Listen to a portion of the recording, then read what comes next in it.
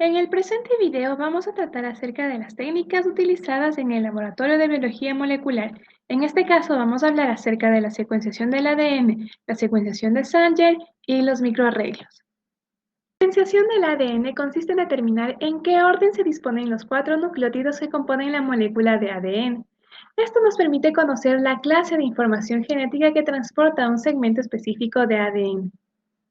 La secuenciación de Sanger.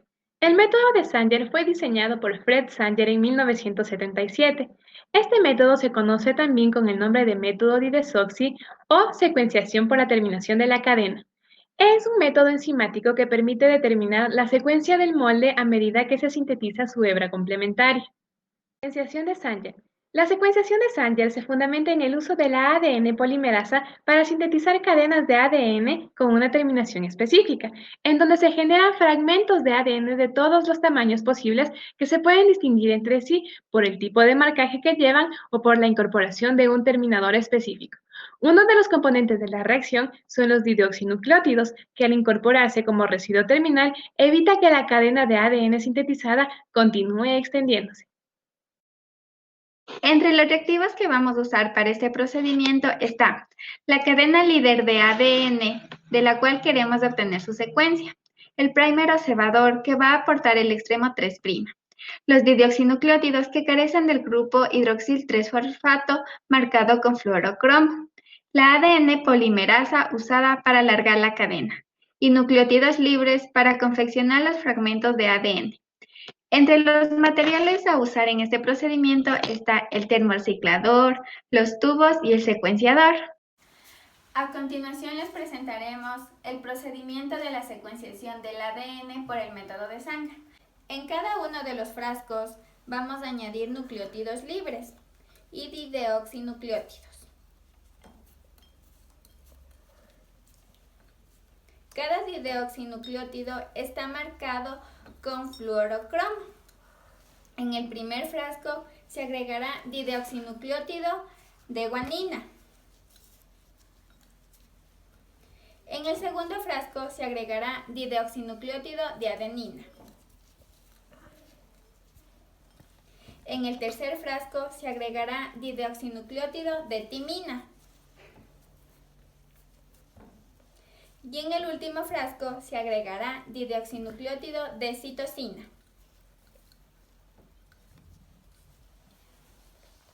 La muestra de ADN que se secuenciará se combina en el tubo con el cebador, con la ADN polimerasa y los nucleótidos de ADN y los didesoxinucleótidos marcados con su pigmento.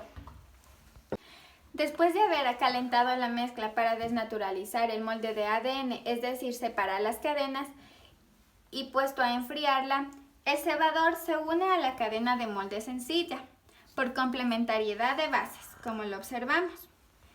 Y después se eleva la temperatura, para que el ADN polimerasa pueda sintetizar ADN nuevo a partir del extremo 3' del cebador.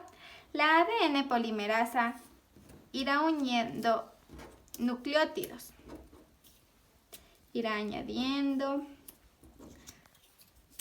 hasta que añada un nucleótido didesoxi.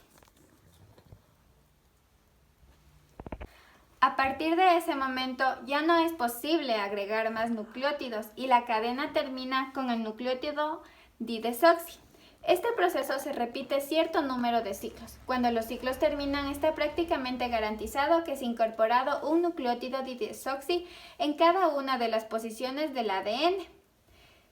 Es decir, el tubo contendrá fragmentos de diferentes longitudes que terminan respectivamente en cada una de las posiciones de los nucleótidos del ADN original. Los fragmentos se hacen pasar a través de un tubo delgado y largo, que contiene una matriz de gel en un proceso llamado electroforesis capilar en gel. Cuando cada fragmento cruza la línea de meta, al final del tubo un láser lo ilumina y permite la detección del pigmento asociado. En el secuenciador, al pasar todos estos fragmentos por el tubo, los fragmentos más pequeños migran más rápido que los de mayor tamaño, llegando así al final del capilar, donde hay un láser que excita los fluorocromos, que emiten una luz en una distinta longitud de onda. Y así observamos en el cromatograma la secuencia de nucleótidos que se han ido incorporando en la reacción, que es la secuencia complementaria a la de la cadena molde original que queríamos secuenciar. A continuación vamos a proceder con el estudio de los microarreglos o microarrays. El término proviene del griego micro, que significa pequeño, y del inglés array, que significa distribución ordenada. Un microarreglo es una colección de biomoléculas ordenadas en filas y columnas sobre un soporte sólido miniaturizado que contiene aproximadamente 10.000 muestras por centímetro cuadrado. Es decir, es una impresión ordenada de material biológico en una superficie sólida cuya aplicación radica en la evaluación simultánea de cientos de moléculas en una muestra obtenida a partir de sistemas biológicos. Los microarreglos son una poderosa herramienta de análisis de expresión de genes, debido al mayor número de secuencias que se pueden analizar por prueba en comparación con otras técnicas. Estos presentan dos partes: el material biológico o sintético denominado prueba, que puede ser ADN, proteína o tejidos, y el soporte sólido en el cual se inmoviliza el material biológico. Este material puede ser de silicón, plástico, vidrio, membranas porosas u oro. Los arreglos funcionan de acuerdo al nivel de hibridación entre la sonda específica y la molécula diana. Esto se indica generalmente mediante la fluorescencia y se mide por análisis de imagen, en el que se determina el nivel de expresión del gen correspondiente a la sonda de la muestra problema. Los pueden clasificarse en dos grandes grupos: los biomicroarreglos o biochips, que están constituidos por material biológico como ácidos nucleicos, enzimas, anticuerpos, células o tejidos, y los microarreglos químicos, que consisten en la inmovilización de moléculas de origen sintético en el soporte. En la investigación clínica, los microarreglos de ADN son los más utilizados debido a las aplicaciones diversas que poseen y que pueden ajustarse para explorar el perfil de expresión de genes en un organismo en diferentes circunstancias biológicas y terapéuticas. Pues para obtener la cadena de ADN complementario se obtiene a través del ARN molde por la enzima transcriptasa reversa y también se puede iniciar una secuenciación por Sanger. Vamos a ver un ejemplo con células anormales y células normales, de las cuales vamos a eliminar el ARN y vamos a tener su ADN complementario. Ya. Después, como siguiente paso, tenemos la hibridación del microarreglo. La hibridación consta de 3 pasos. Primero, el tratamiento de la laminilla, la cual se va a lavar para preparar las sondas marcadas. La preparación de sondas marcadas depende del tamaño del microarreglo. Se mezcla perfectamente y se desnaturaliza a 94 grados centígrados durante 5 minutos, como podemos observar en la imagen de la derecha. Después se realiza la hibridación. Se lava la laminilla para eliminar el ADN complementario. Como podemos observar, ahorita están apareciendo ADN en la plantilla. Después vamos a analizar qué significa cuando tiene dos, un rojo y un verde. Ya, después se pasa por una luz de fluorescencia, como podemos observar aquí en esta imagen. Después se escanea y se captura los datos. Ahora vamos a analizar los datos. El análisis de los resultados.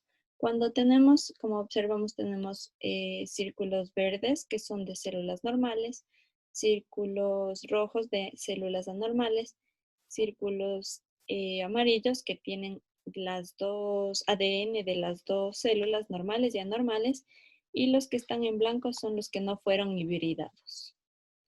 Aquí tenemos un resumen de lo que es el procedimiento. Seleccionamos la secuencia de interés, seleccionamos la plataforma en la que vamos a visualizar el microarreglo. Después, primero obtenemos la muestra, ya sea de tejidos o sanguíneo.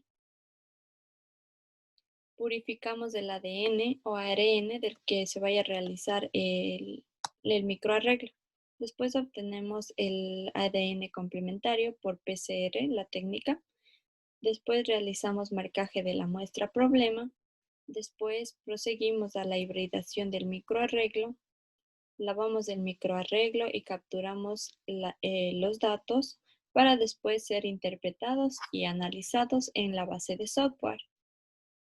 Aplicaciones de la secuenciación de Sanger. Vamos a encontrar 5 importantes aplicaciones: detección de mutaciones, secuenciación de ADN fósil, diagnóstico prenatal, identificación de especies y control de cruces entre animales, y el más importante, el proyecto Genoma Humano.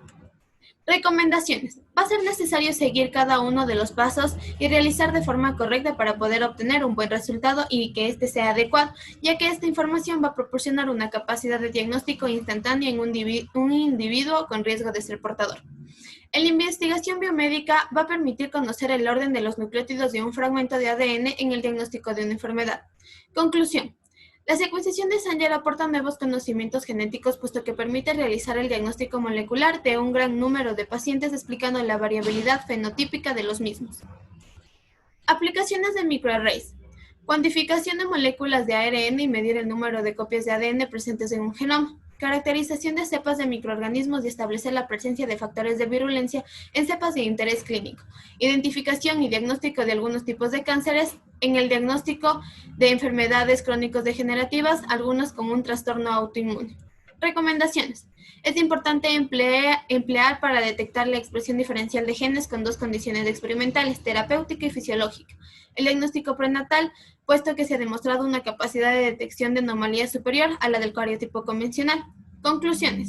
Los análisis de expresión mediante microarrays es una técnica bastante reproducible y aporta una gran cantidad de información sobre la regulación de expresión genética.